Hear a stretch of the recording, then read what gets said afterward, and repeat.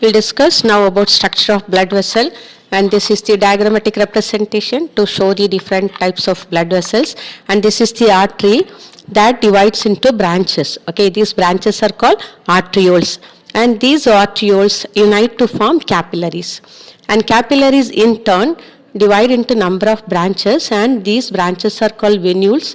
They join together to form venule, and the venules join together to form vein. Okay, so you can understand easily, actually arteries become capillaries and capillaries become veins. Okay, so this is the diagram to show the structure of the blood vessel, and some more details are given like in the picture, and this is the outer layer made of connective tissue, and this is of smooth muscle, and this is the endothelium. Okay, and these are not so important, but remember these informations like arteries become capillaries and capillaries reunite to form vein. Shall move on to the next slide. And so this is about the types of circulatory system. Animals possess two types of circulatory system. One is the open type and second one is closed type of circulatory system. We'll discuss in detail about what is open type of circulatory system. In open type, the blood is pumped by heart into blood vessels that open into blood spaces called sinuses. Okay, so in open type, the blood is pumped by heart into blood vessels that open into blood spaces called as sinuses. So these sinuses are the actually body cavities which are also called as hemocoel. Okay, so blood is simply, it flows into the body cavities called hemocoel, and as such there are no blood vessels. Okay, that is not blood vessels that simply open into blood spaces called sinuses. And heart also, it will be like a heart-like structure that pumps blood into blood vessels that open into blood spaces called sinuses.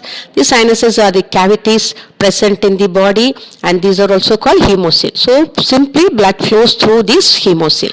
And capillary system is absent. No capillaries are present, and arthropods, mollusks and ascidians are the examples of having this type of, that is open type of circulatory system. And it is about closed type. In closed type, blood flows in a complete circuit around the body through specific blood vessels. So this is the major difference between open and closed type. Here, no circuit of blood vessels, but here in closed type, blood flows in a complete circuit around the body. So it is not like blood simply flows into the body cavities. So blood doesn't come out and it does not flow into the body cavity. In closed type, blood flows only through blood vessels. So blood vessels carry blood around the body. Okay, the blood flows from arteries to veins through small blood vessels called capillaries. So the blood flows from arteries to veins through small blood vessels called capillaries. This is what we discussed in the diagram also, and example are vertebrates. All vertebrates animals having this closed type of circulatory system. So we'll discuss now about the structure of a human heart. And our heart is a muscular pumping organ that pumps out the blood into the blood vessels. Heart is a muscular pumping organ that pumps out the blood into the blood vessels. And human heart is situated between the lungs, slightly tilted towards the left and above the diaphragm in the thoracic cavity.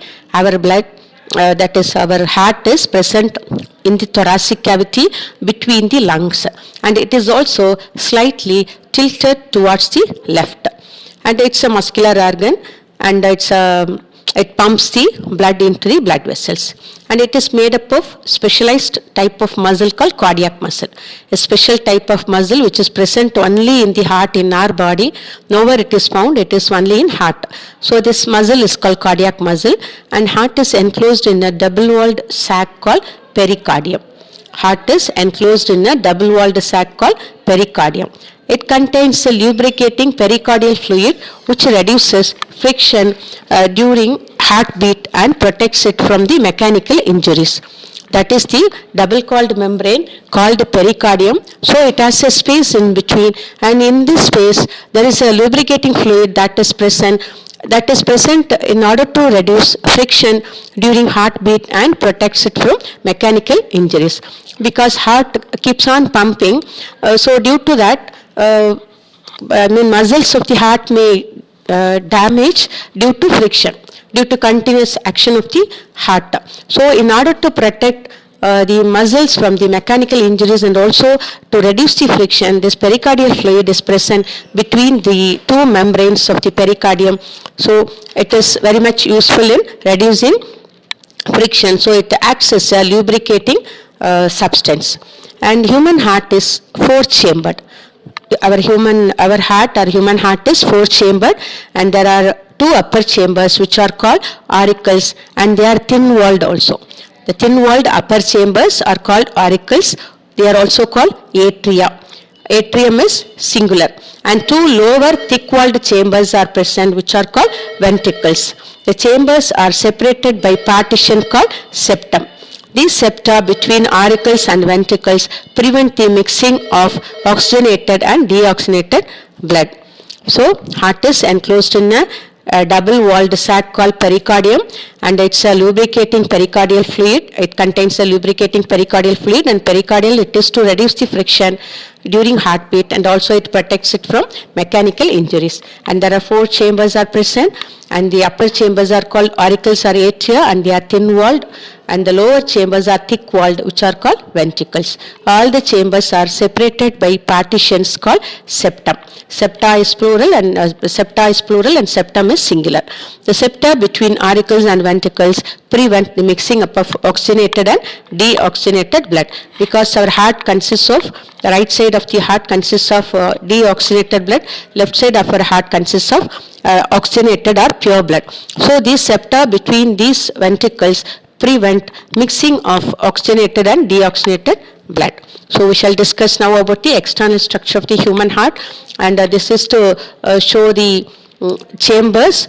Okay, this is the right side, right atrium or right auricle, and this is left atrium or left auricle, and these are the ventricles, and this is right ventricle and left ventricle. Okay, and between this is the entire view. So we cannot see the chambers which are present inside, and septa also, that we will discuss in the next slide, that shows the internal structure of the heart. So this is the externally what it appears is having four chambers, right atrium, left atrium, right ventricle and left ventricle. Apart from it, we can see also the blood vessels which are connected to heart. Okay, and this is superior vena cava, and this is called inferior vena cava, and this is shaded in red. This is called aorta, and this is called pulmonary artery, and this is what is shaded in red. It is called pulmonary veins. So remember these blood vessels. Okay, superior vena cava and inferior vena cava, and this is aorta, and there are two more that arise from ventricles. One is the artery, that is pulmonary artery. The other one is the pulmonary veins that open into left auricle. Okay, so this is about blood vessels. So we will discuss now about internal structure. Okay, before that we will discuss about the auricles which are separated from each other by interatrial septum. The septa that divide auricles which are called as interauricular septum, because they are between the auricles or atria, so they are called interatrial septum. Likewise, the right atrium receives deoxygenated blood from different parts of the body through main veins called superior vena cava and inferior vena cava. Apart from it, coronary sinus also that arise from the internal muscles of the heart, which also collect deoxygenated blood and empty it into the right atrium. Okay, so this is what here what is shown in the picture. This is superior vena cava and this is inferior vena cava. Apart from it, the small blood vessels that collect that is deoxygenated blood within the heart muscles, they also join to form this coronary sinus. It empties the blood into the right atrium. Okay, and the pulmonary veins bring oxygenated blood to left atrium. So this is what the right part of the heart, that is right auricle, receives is impure blood through superior, inferior vena cava and coronary sinus, and pulmonary veins which bring oxygenated blood to the left atrium from the lungs. Okay, so right side receives deoxygenated blood from all the parts of the body, and left side of the heart, that is left atrium, that receives oxygenated blood from the lungs, and which is brought to the left side of the heart, that is left auricle, by means of pulmonary veins. The right and left auricles pump blood into right and left ventricles respectively.